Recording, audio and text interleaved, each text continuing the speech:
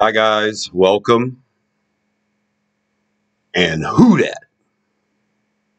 I'm Joe, and today I'm going to be looking at the best drafts that the Saints have ever had. This is the time of the week when I usually do a preview video for the upcoming game. We have 2 games left. I have given up on the Saints this year to the point where, hey, if they make the playoffs, I'll do a preview and review of that. Okay, but as it is right now, I'm steering clear of these last 2 games. I think the Saints showed everybody in this past Thursday night's game against the Rams, exactly how good they are. So I'm looking forward to the offseason. I'm looking forward to the draft in April next year. And I was thinking about what makes a draft great. Started looking at all of the old drafts from the Saints past. And it took me a while to figure out, what I thought were the best ones. I mean, what makes a draft great? Well, certainly you have to hit on your first round pick. And preferably you'd like to hit on all your picks, but your first round pick and your second round pick, those 2 picks should yield starters for your team. And if you draft well, you're going to get a really good player. So does that constitute a good draft? Let's say the average is 7 picks per draft. You get a pick in each round. Nowadays it's 7 rounds. You get a pick in each round, and let's say out of the 7 players you draft, 4 of them end up starters. That's a pretty good draft. Let's say you get 7 players and 4 or 5 of them end up contributing on your team, whether they're special teamers or, perhaps even perennial backups, but they stay on your team for at least the length of their contract. That's a pretty good draft, too. If you can get 4 or 5 out of 7 players contributing, I'd say that's pretty good as well. Let's say you draft 7 players and, after the rookie contracts are over, you've only got a couple of those guys left. But those guys end up being some of the greatest players your team's ever had. So I guess you could consider that a good draft as well. So let's say you draft 7 players and the only 2 that hit are your first rounder and your second rounder, but you end up getting the best quarterback you ever had or the best running back you ever had. Maybe a draft where you actually nail a player who ends up in the Hall of Fame. That's a pretty good draft, I would say. You might only get 1 right, but he ends up being a Hall of Famer. So you could consider that draft a good draft. So lots of ways to look at the draft and to judge, okay, is this a good one? So you look at the Saints drafts, last couple of drafts, not too good. 2 years ago, we had 2 first-rounders, Chris Olave and Trevor Penning. Well, Chris Olave looks to be a potential Pro Bowler. He's had 2,000-yard seasons in a row now. So he was a really good first-round pick. And your second first-round pick 2 years ago was Trevor Penning, and he can't even get on the field to play as the 6th offensive lineman. So you nailed Chris Olave, and you swung and missed big time. Strikeout in 1 swing with Trevor Penning. Yeah, that's going to be one of those, I don't know, drafts, right? How about last year? Our first round pick was Brian Bresee. Okay. Well, technically he's not a starter just yet, but it looks like he's going to work out. He's a bit player. At least he's on the roster and contributing. Those are the kind of drafts that you're just, they're forgetful. You end up getting 4 or 5 players. One of them's gone before the season even starts. That was a couple of years ago with the defensive lineman out of Air Force. He was gone before the season started. DeMarco Jackson was a linebacker. He ended up hurt and didn't play the whole year. Well, he's on the roster this year and contributing on special teams and stuff, so it takes a while. Usually you get a draft, and you should really wait, I think, until the limits of the rookie contracts, majority of them are over, and you see what happens after 4 years. That's the way I look at it. You gotta judge these things after about 4 years. Maybe Trevor Penning turns a corner and ends up being a decent player for the Saints. Yeah, well, that's not going to happen until his third year or fourth year, because it hasn't happened yet, and he's been in the league 2 years. So, yeah, we can't really fully judge these things until, I'd say, at least 4 years have gone by. So it was difficult. And there were drafts when we got Willie Roaf with the first overall pick, or our first overall pick in the first round, and I'm thinking, well, that's a great draft because that's a Pro Bowler, perennial Pro Bowler, ends up being a Hall of Famer. That's a pretty good draft. So it took a while. So I went back and forth and decided I'm going to pick 4 of them, and I'm going to show them to y'all. I thought this would be fun, and perhaps if any of you guys are schooled in the past drafts of the Saints, you'll have a different opinion than me, but let's take a look at them. Here we go. Now, I didn't write every pick in these drafts. I just wrote the players that ended up being of significance for the Saints. So some of these drafts we had way more than 7 players, and some of them, we only had 6 picks. But I'll show you the guys that worked out. So for number 4 on my list of the 4th best draft for the Saints, I'm going with 1986. This was a Jim Mora coached team. Jim Mora and Jim Finks led front office. And in 1986, we did something really strange. We had a bunch of picks. We ended up picking 4 running backs. And I'm telling you, this draft here was the year before we had our first ever winning record. So let's look at it. With our first pick in the first round, the 6th overall, we picked offensive guard Jim Dombrowski out of Virginia. And he ended up being a Pro Bowl caliber player and a starter on this team for 8 years at least. Great player. Probably one of the greatest offensive linemen we've ever drafted. That was a home run with the 6th overall pick to get a guard. But what a hell of a guard in Jim Dombrowski. In the 2nd round, with the 31st pick, we picked up running back Dalton Hilliard out of LSU. And, that was an exciting time. We did need running backs. I don't know if we needed 4 of them. But Dalton Hilliard was a great pick in round 2. He ends up being our running back for years. In the 3rd round, with the 57th overall pick, we grabbed running back Ruben Mays out of Washington State. Now, we had already grabbed Hilliard. We wanted a couple of running backs, and I think Ruben Mays was too good to pass up in the 3rd round. Back when Buddy Diliberto was still alive and talking about the Saints every week, I remember before he passed, he was asked who he thought was the greatest running back in Saints history. And he thought about it, and he answered Ruben Mays. He said the problem with Mays was he couldn't stay healthy. But if he would have stayed healthy, he would have been the greatest back we ever had. Well, I tell you what, between the late 80s into the early 90s, that was a good 1-2 punch with Hilliard and Mays. And it was good to have both of them because, Mays didn't stay healthy.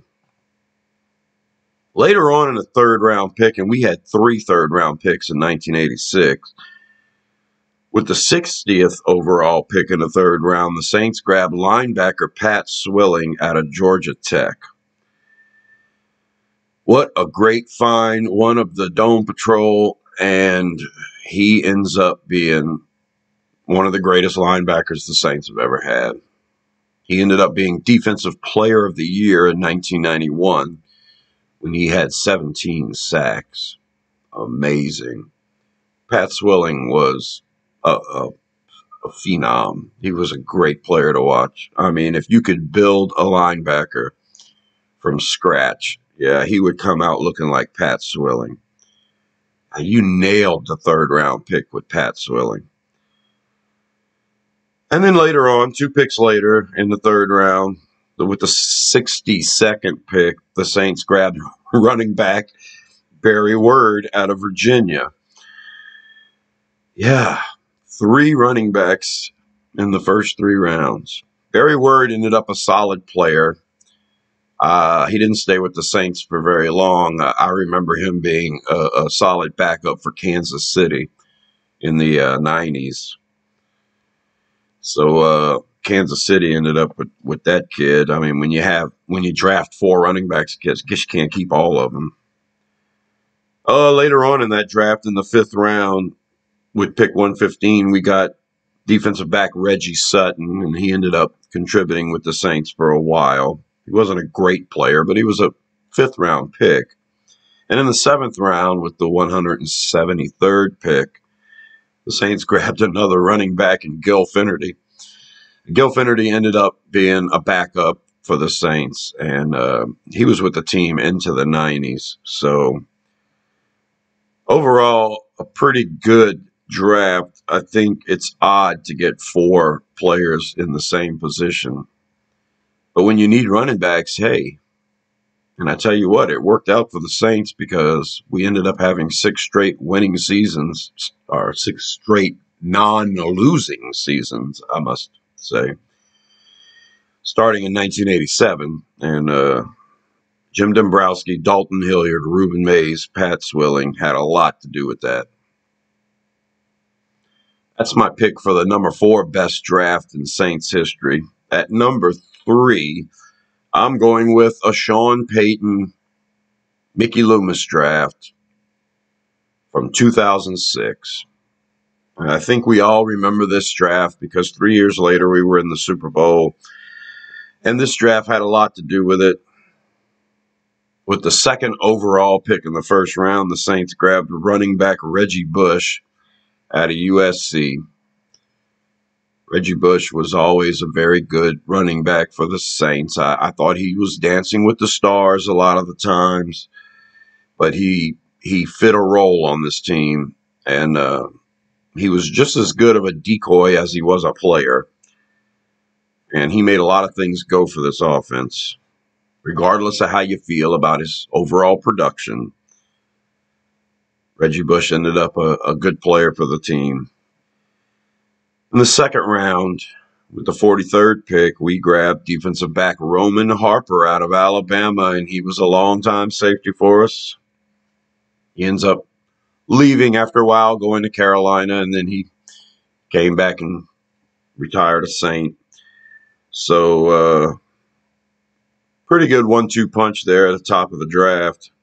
In the 4th round, you nail offensive line. Offensive guard Jari Evans out of Bloomsburg, the 108th pick, and Jari Evans ended up being a perennial Pro Bowler, and he is up for the Hall of Fame right now. That's nailing a 4th round pick right there. If you go in the 4th round, like this past draft, in the 4th round, we got Nick Saldivari. He couldn't see the starting lineup. He's on the roster, but he didn't make the starting lineup. And then you look at 2006, grabbing a guard in the 4th round that ends up being a Hall of Fame finalist. Nice grab by the Saints in the 5th round. With the 135th pick, they grabbed defensive end Rob Ninkovich. He never really worked out with the Saints, but he ended up going to the Patriots, where Belichick ended up switching him to linebacker, and he ended up being a really good player for the Patriots. And what really seals the deal for this draft can you do it every year? You can't. This, to me, is borderline miraculous stuff. 2 picks in the 7th round. The 210th pick, you get tackle Zach Strief. And he comes in and he's a backup. He stays a backup, and eventually, you know, that Jonathan Stinchcombe's not gonna play much longer. Stinchcombe ended up our right tackle for, 4 or 5 more years, but he missed some time, and Zach Strief had to take his place. And then, once Stinch was gone, Strief was our starter. He just plugged right in. You get a starting caliber offensive lineman in the 7th round. Pretty good stuff, and I hear he's a really good coach now, too. And then, of course, with the 252nd pick, and we're talking about almost Mr. Irrelevant,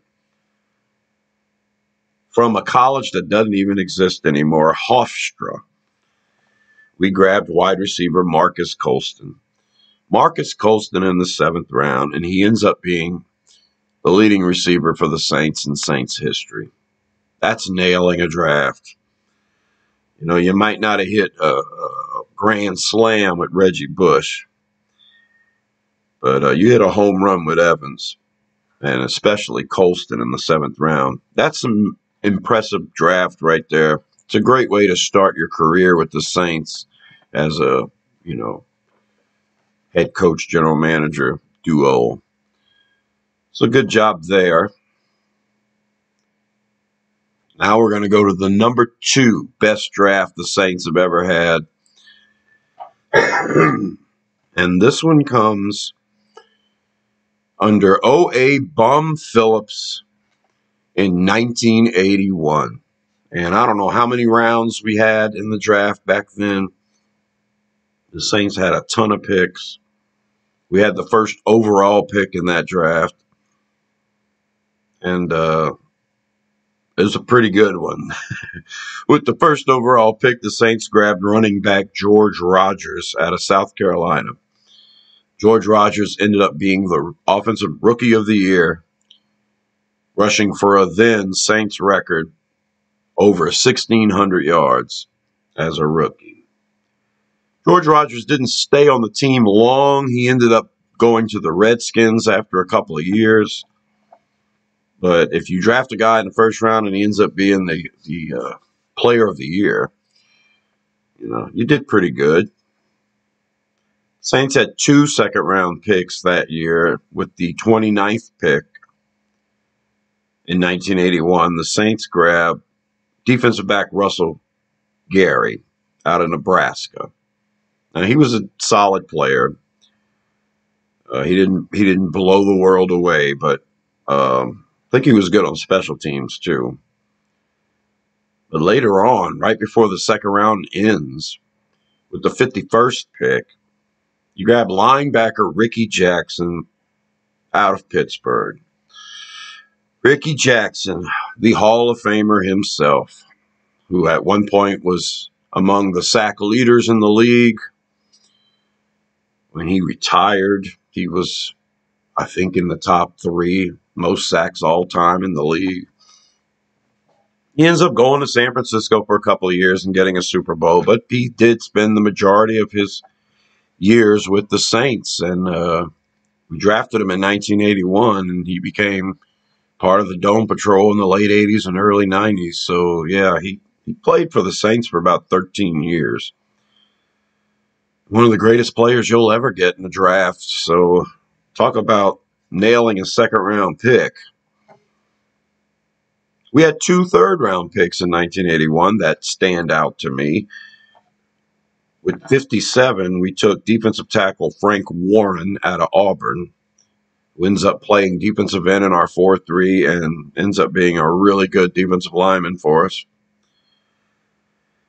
Later on in the 3rd round with the 71st pick, we grabbed tight end Hobie Brenner out of South Carolina.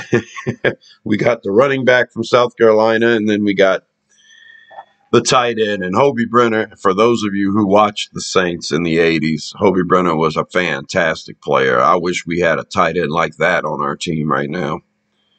Just a solid guy. That's nailing 5 picks in your first 3 rounds right there. Now, the Saints had way more players picked than what I'm showing in this draft, but I just wanted you to see the major contributors. Later on in the 6th round, with the 144th pick, we grabbed Johnny Poe, another defensive back. He was out of Missouri, and he was a solid backup and good special teamer as well. In the 10th round, with the 249th pick, which would be a 7th rounder this year, but in the 10th round that year, we grabbed running back Hokie Guyjon out of LSU. And anytime we draft an LSU guy, it's a good thing.